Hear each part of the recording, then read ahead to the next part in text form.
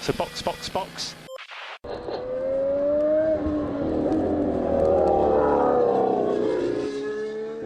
Bom dia! Sejam bem-vindos ao Sprint de Notícias do Box Box Box, sua pílula diária de Fórmula 1 para acelerar o seu dia. Remember to drink. Hoje é terça-feira, 18 de abril de 2023, e essas são as notícias da Fórmula 1 que você precisa para ficar informado. MP1! Stefano Domenicali, mais uma vez dando ideias bizarras sobre o futuro da Fórmula 1. Felipe Drugovich procurando assunto, já que o caminho dele para a F1 está complicado. E a Ferrari, mais uma vez, fazendo gol contra sem nenhuma necessidade. Eu sou Felipe Junqueira. Eu sou Aninha Ramos e este é o Sprint de Notícias de hoje. Oh, really? Okay. Mais um dia e mais uma declaração esdrúxula do Stefano Domenicali sobre o futuro da Fórmula 1. Quando as equipes atuais reclamaram da possível entrada da Andretti, um dos pontos era que a taxa antidiluição, 200 milhões de dólares, era muito baixa. A Liberty disse que não, falou que estava tudo certo, mas continuou o assunto. Aí agora, o CEO da Fórmula 1, que teoricamente deveria tomar o partido da Liberty, passou para o lado das equipes, dizendo que 200 milhões é pouco e que a taxa precisa ser mais alta. Noves fora que existe uma possibilidade enorme da taxa ser zero se a Andretti resolver reclamar com as autoridades antimonopólio da União Europeia. Imagina alguém ter que fazer o investimento de criar uma equipe de Fórmula 1 do zero, ainda por cima ter que gastar 500, 600 milhões a troco de nada. Só doido para fazer isso, porque basicamente está jogando dinheiro fora. Então, assim, a única leitura que eu consigo fazer é que o Domenicali passou por outro lado e concorda que ter só 10 equipes está de bom tamanho para a Fórmula 1, o que, assim, seria uma decepção, porque eu acho que é uma visão bem míope sobre o futuro da categoria. Em vez de ele pensar em só 10 equipes, que tal ele pensar em só 20 GPs? Seria bem melhor, né? Seria bem mais agradável, né? Bota mais equipes e menos GPs. Olha só, em vez de ficar correndo para lá e para cá de uma forma louca, o que eu percebo cada vez que esses assuntos surgem é que a visão de longo prazo das pessoas que estão decidindo as coisas está um pouquinho deturpada. Não sei se o longo prazo deles é 2 anos, em vez de 5, 10, mas tem algumas coisas que não fazem muito sentido. Inclusive isso, né? Quer dizer, a Liberty faz tanto para tentar atrair equipes, a FIA faz tanto para tentar atrair equipes. De repente, a Liberty fala, não. A Liberty, né, na pessoa do Stefano Domenicali, fala, não, pera, a gente vai ter que aumentar essa taxa aí. Não faz muito sentido, só parece até briguinha de criança, sabe? Que não pode concordar com o coleguinha que você desgosta. Ele nunca pode estar certo. Nunca na vida ele pode estar certo. Parece uma coisa que, assim, a Fórmula 1 achou que era uma boa, mais equipes, aí começou-se, o processo de botar mais equipes, aí a Liberty mudou de ideia, só que não combinou com o pessoal da FIA, então fica o pessoal da FIA fazendo todo o processo para botar mais equipes, e aí agora a Liberty trabalhando contra, basicamente. É muito estranho. Enfim, 2026 a gente descobre. Tem muita coisa para rolar até lá.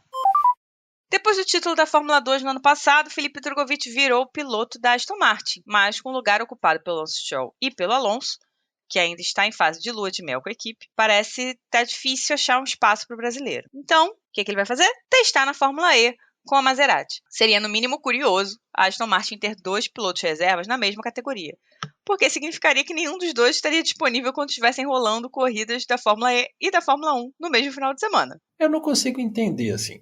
Eu até entendo o Drugovich testar na Fórmula E e tal, ok. Mas qual sentido faria para a Aston Martin ter os 2 pilotos, o Van Dorn e o Drugovich, correndo na mesma categoria, quando a ideia é ter um piloto pelo menos disponível? Então você tem 2 pilotos de teste e eles vão estar na mesma categoria. Eu entendo o lado do Drugovich que ele precisa arrumar um assunto, né?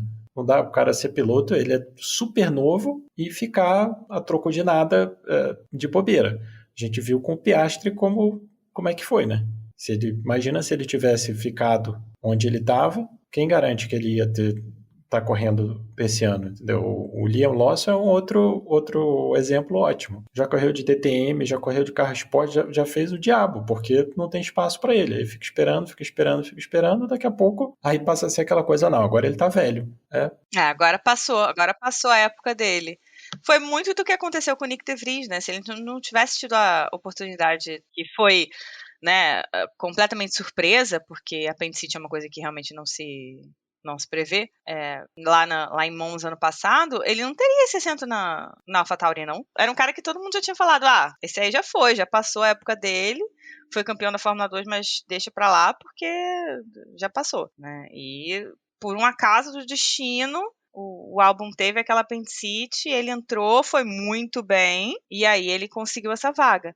Mas não é uma coisa normal, né? Quando o piloto passa daquele momento ali, logo após a Fórmula 2 ou um ano depois, se ele não entrou em nenhuma equipe de Fórmula 1, né, não fez nada na Fórmula 1, é muito difícil que isso mude, que ele consiga entrar, né? Quantos pilotos que a gente já viu que tem uma boa carreira na Fórmula 3, na Fórmula 2, não tem a oportunidade de subir para a Fórmula 1, porque não tem espaço onde eles se encaixariam e coisa e tal, e a carreira meio que passa, né? Vai para correr de carro esporte, tem outros que vão para a Fórmula Indy. A Fórmula Indy, se você olhar o grid deles agora, tem uns 4 pilotos que na Fórmula 2 pareciam ter um futuro, não tinham espaço, foram para a Fórmula Indy e agora a porta para eles está absolutamente fechada. O tanto que a Ferrari deve ter se arrependido de não ter apostado no Ailot em vez do Schumacher, não tá no gibi.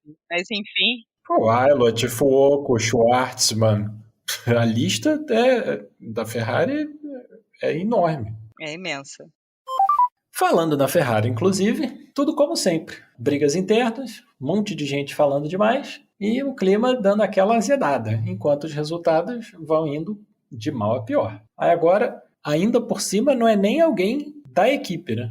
É o pessoal da família do falecido comendador Enzo Ferrari falando mal de um patrocinador. É incrível para mim que a Ferrari continua caindo na mesma armadilha que eles mesmos criam. A Fórmula 1 com essas férias forçadas, né, agora nesse mês, Ferrari com 3 corridas que basicamente nada deu certo para a equipe, em vez de juntar, falou assim, vamos tentar salvar alguma coisa aqui em 2023, vamos ver o que dá para fazer com esse carro desse ano, ver o né, para onde que a gente pode caminhar com esse projeto e tal. Não, agora aí Fred Vasseur, os pilotos e provavelmente alguns chefe de departamento vão perder tempo dando entrevista, respondendo jornalista, sobre um negócio que, obviamente, que não vai levar a nada. Como que a equipe não consegue aprender com o mesmo erro? A Ferrari tem essa especialidade da casa, né, de ter uma política interna que é mais caótica que a política da Itália e do Brasil, né? O Lapo Elkann, que é o irmão mais novo aí, que tem N problemas, é o bom vivant da família e tal, já foi praticamente deserdado pelo irmão mais velho, John Elkann, o presidente da Exxon, que é o grupo que é dono da Ferrari, falou no Twitter, né, no final de semana, que a Ferrari precisava de uma mão forte, precisava se unir, parar com politicagens e interferências externas e internas, porque só assim que é pra frente. Até aí, ok. Só que aí ele me posta uma foto que claramente ele fez de propósito, porque ele foi lá no celular dele, com highlight, né, com aquele negocinho como se ele fosse fazer uma cópia, e deu highlight no Santander na foto. Tirou print da tela e postou a foto printada, com um highlight no Santander marcado. E ainda do outro lado, como, né, o highlight acaba pegando tudo que está escrito, tem a TIM e outros patrocinadores que são italianos. Então, todo mundo já olhou aquilo e falou, cara, que isso? Mas até aí, bom, pode ser só alguém que não sabe mexer no celular. E aí alguém falou alguma coisa, alguém no Twitter fez um comentário, e aí ele responde, o Santander é um péssimo banco. Pois é, além de ser uma história completamente idiota, né, o cara fazendo highlight, tipo, coisa de adolescente, ridículo. Fora isso, é incrível a desconexão entre uma pessoa que fala temos que parar com as brigas internas e nos unir, e imediatamente cria uma briga interna, sendo que ele não tem nada a ver com a operação da escuderia, fora um acidente genético que ele nasceu na família e nem, não é que ele tenha um cargo, né, que tenha qualquer coisa a ver. Não, ele não tem nada. Então, cara, realmente decepcionante você ver uma equipe que tem todas as oportunidades para dar certo. Ano passado tinha o segundo melhor carro. Durante um tempo tinha o melhor carro e depois foi caindo, ficando para trás. E ao invés de pegar e usar todos os recursos que tem, fica nesse tipo de baboseira. É realmente incrível. O John Elkann, o presidente, né, da Exxon, lançou hoje um comunicado aos acionistas da Exxon, não da Ferrari, da Exxon, falando, entre N outras coisas que tem relação com a Exxon em si, sobre a Ferrari e como há mudanças a caminho, que está todo mundo focado em mudanças de estrutura na operação para que a operação funcione melhor. Então, obviamente, mandaram o Lapo Elkann apagar o tweet, que foi o grande estopim da situação, né?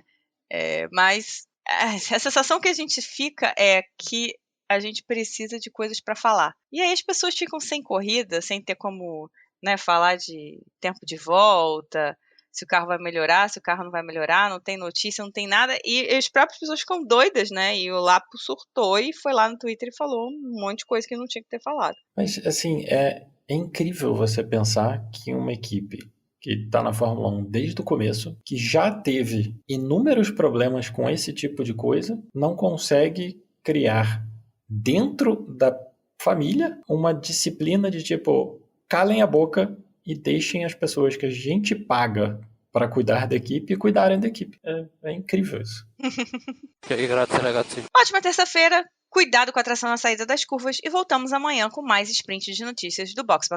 Fantastic, guys. Really, really good. Great job. Se você quiser escutar mais, é só nos procurar no Spotify, Google ou Apple Podcasts. E se quiser saber mais sobre o Box, estamos no Twitter e Instagram com o nome CastBox. Você pode também mandar um e-mail para podcastboxboxbox@gmail.com. Se você quiser dar um apoio para a produção de todo o conteúdo do Box, pode fazer pelo Pix, a chave é o nosso e-mail, ou usar o Apoia-se ou PicPay, sendo que com os dois últimos você pode fazer uma assinatura para dar aquela força mensal para o Box. That's the end. Thank you. You can jump out. So box.